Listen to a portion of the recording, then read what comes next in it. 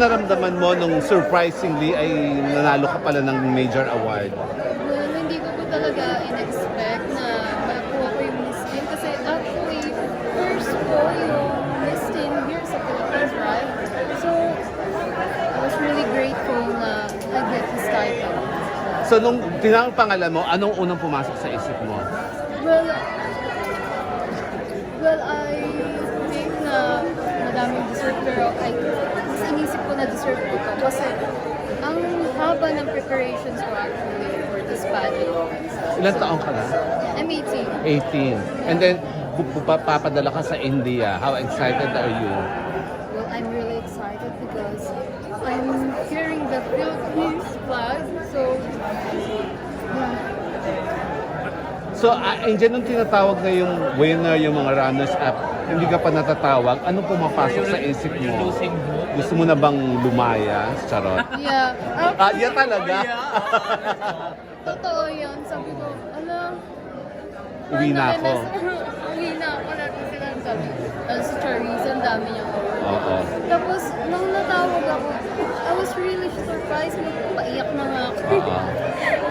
Okay. How long have you been modeling? How did you get started? Oh, I've been modeling 3 years now. Actually, I'm juggling my work and studies, both aimed to achieving my LDOs as a woman.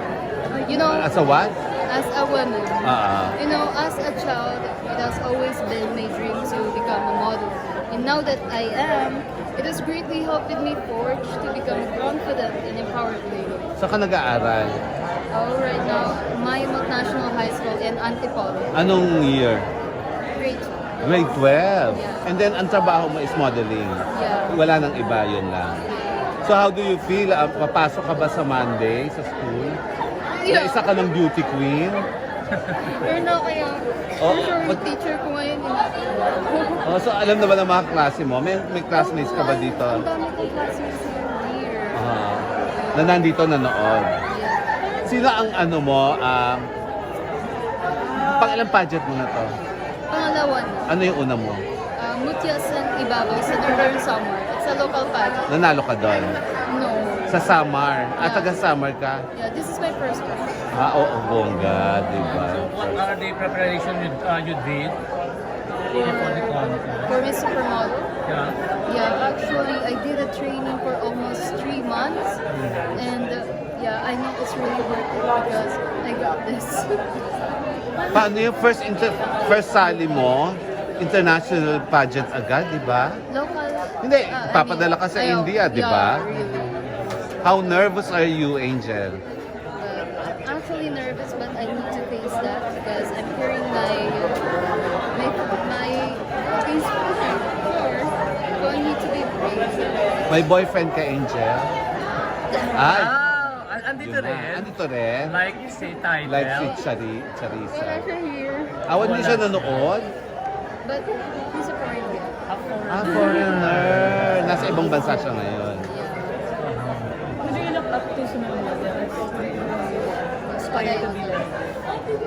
Once I inspired. Your idol. Sino idolo mong modelo?